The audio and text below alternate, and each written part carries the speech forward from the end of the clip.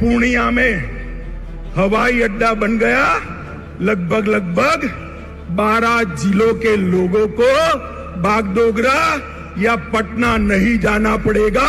यहां से सस्ते हवाई जहाज में बैठकर दिल्ली और मुंबई जा सकते।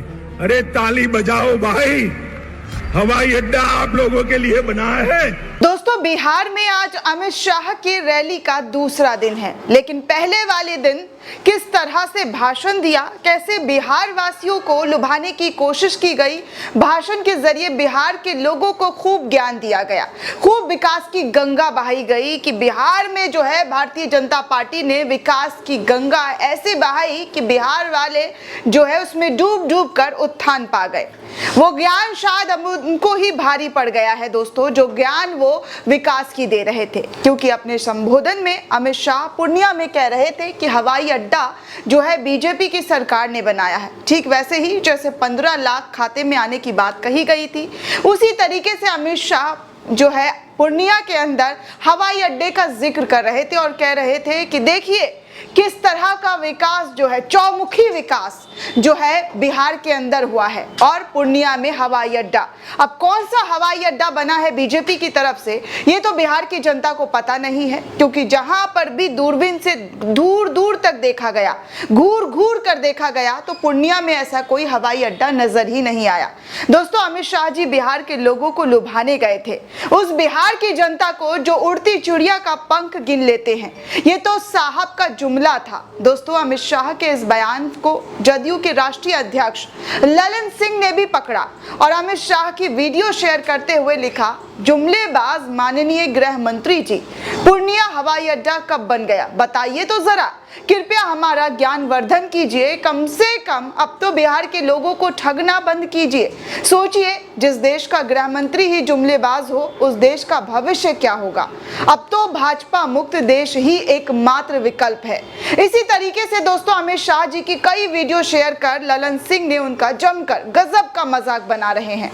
कैसे अमित शाह साहब कल कह रहे थे कि वो 10 साल की उम्र से ही राजनीति में सक्रिय हैं, उसको लेकर भी उस वीडियो को भी ट्वीट किया गया है और ललन सिंह ने कहा है कि वो तो छात्र नेता थे, लेकिन 10 साल की उम्र में अमित शाह जो है राजनीति में सक्रिय थे, ये जरा बताया जाए।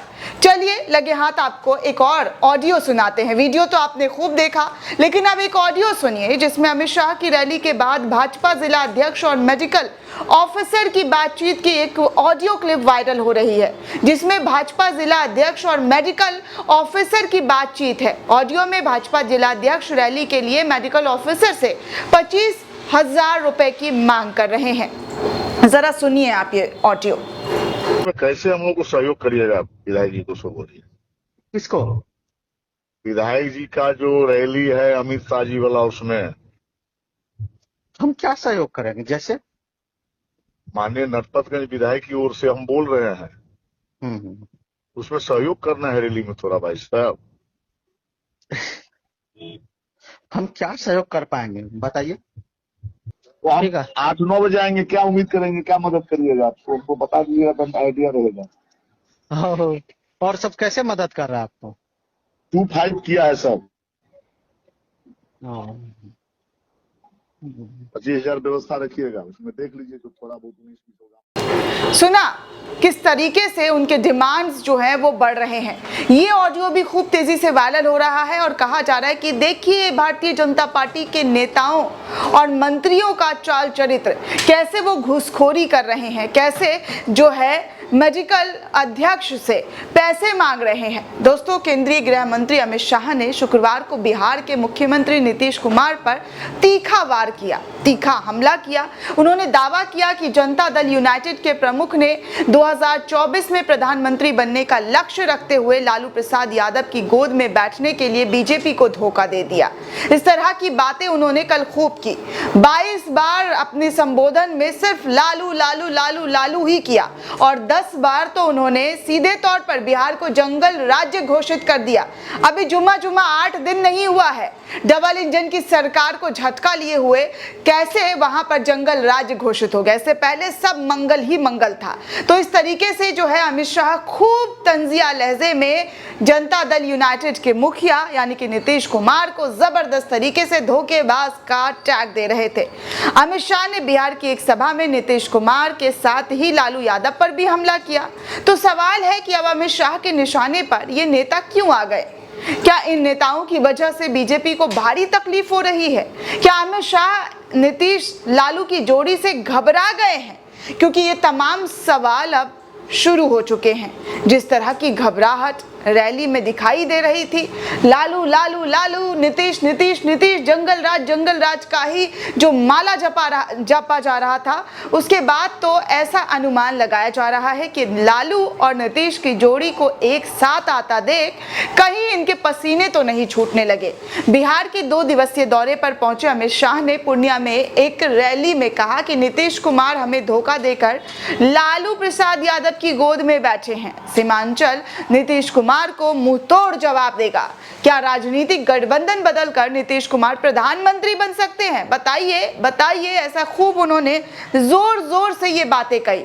उन्होंने कहा कि बीजेपी ने बड़प्पन दिखाया क्योंकि प्रधानमंत्री नरेंद्र मोदी ने आपको सीएम पद का वादा किया था, लेकिन जब लोकसभा चुनाव नजदीक आया तो आपने हमें अलग कर दिया, प्रधानमंत्री बनने के लिए धोखा दे दिया। बिहार के लोग आपको जानते हैं, उन्होंने आपको संदेह का लाभ दिया और तो और, लेकिन अब वो आपको जान गए हैं कि आप किस कैटेगरी के हैं, कैसे छल देते हैं, छल कपट करते हैं, धोखा देते हैं। उन्होंने आगे ये भी कहा कि वो कहते हैं कि यहाँ मैं अशांति फैलाने आया हूँ, मैं यहाँ अशांति फैलाने के लिए नहीं आया हूँ, लालू प्रसाद यादव इसके लिए हैं, क्योंकि नीतीश जी लालू जी के गोद में बैठे हुए हैं। मैं यहाँ आपको बता रहा हूँ कि सीमावर्ती जिले भारत का हिस्सा है, डरो मत। हमें प्रधानमंत्री नरेंद्र मोदी के शासनकाल में चिंता करने की जरूरत नहीं है। पिछले महीने मुख्यमंत्री नीतीश कुमार द्वारा राजद के साथ गठबंधन करने के लिए बीजेपी से नाता तोड़ने के बाद से गृह मंत्री अमित शाह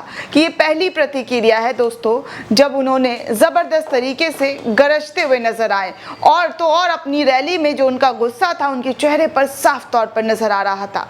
कैसे वो जनता से गुस्से में डांट डपट कर पूछ रहे थे, बताइए कि नहीं बताइए, कैसे इन्होंने जो है जंगल राज बना दिया है, कहिए ये प्रधानमंत्री बनने के लायक हैं। इस तरह से वो खूब चिल्ला रहे थे। अमित शाह की ये प्रतिक्रिया तब आई है जब विपक्षी एकता एक आकार लेने की कोशिश में है। नीतीश कुमार और आरजेडी के अध्यक्ष लालू प्रसाद यादव रविवार शाम को दिल्ली आकर कांग्रेस अध्यक्ष सोनिया गांधी से मुलाकात कर सकते हैं।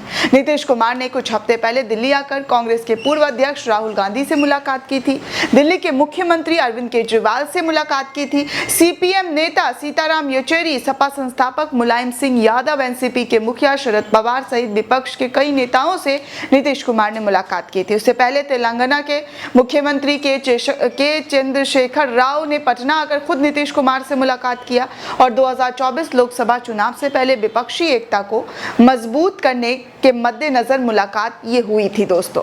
नीतीश कुमार के विपक्ष के पाले में आने के बाद से ही 2024 के लोकसभा चुनाव को लेकर विपक्षी दलों ने तैयारियां तेज कर दी है। पश्चिम बंगाल की मुख्यमंत्री ममता बनर्जी ने कहा कि वो झारखंड के मुख्यमंत्री हेमंत सोरेन, नीतीश कुमार और अन्य विपक्षी नेताओं के साथ एक मंच पर आकर 2024 का लोकसभा चुनाव लड़ेंगी।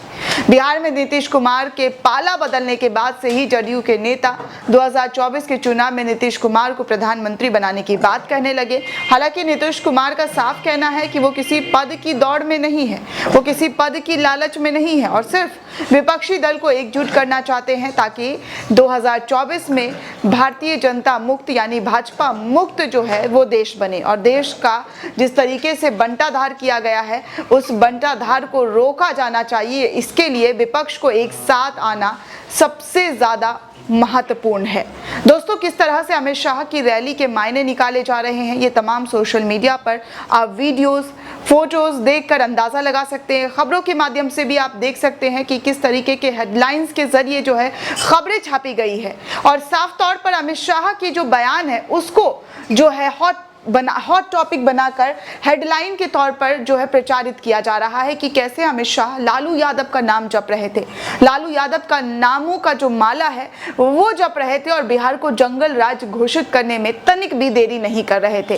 सिर्फ 10-15 दिनों के अंदर ही बिहार जंगल राज घोषित हो गया है। जिस तरीके से यूपी में राम राज्य है उसी तरीके से बिहार अब जो है जंगल राज्य में तब्दील हो गया है। तो आपने देखा कि कैसे पार्टी जो है भारतीय जनता पार्टी सत्ता खोने से, सत्ता हाथ से छिन जाने से कितनी तिलमिला रही है और तिलमिलाहट साफ उनके चेहरे पर नजर आ रहा है। दोस्तों, इस पूरे रिपोर्ट को लेकर आप क्या सोचते हैं, आपकी क्या प्रतिक्रिया है, हमें कमेंट सेक्शन में जरूर बताइएगा। साथ ही साथ द नेशन को सब्सक्राइब करना बिल्कुल भी ना भूलें।